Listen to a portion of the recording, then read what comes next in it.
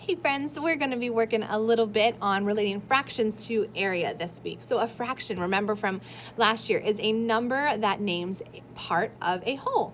So over here, if we take a look, whoops, there we go.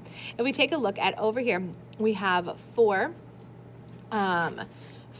parts. So here we have 1, 2, 3, 4 parts, okay? And we ask how many parts are shaded. So we have 2 parts are shaded. That's what it's asking. So that's called the numerator, okay? That's the number up top. And then the denominator tells us how many parts there are all together, including the shaded and unshaded parts. So that's where we get 2/4 of that whole is shaded. Well, so we use fractions, friends, every day. You might eat 1/4 of your sandwich. You might practice piano for a half hour. And anytime we talk about a unit fraction is 1 equal part of a whole, the numerator of a unit fraction is always 1. So if I ask what's the unit fraction of this shape right here, we know that 1 would be 1 unit. And how many total parts are there? 1, 2, 3, 4. So we would do 1/4. Okay, and 1/4 is a unit fraction.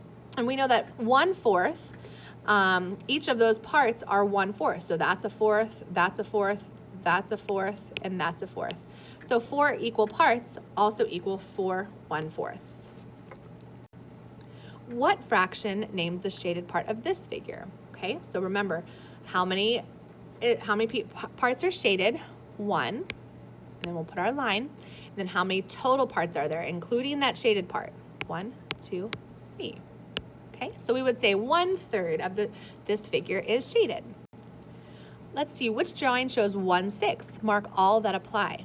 All right, taking a look over here, I have 1, 2, 3, 4, 5, 6. So there are 6 total pieces, and one of those parts is shaded, so that would work.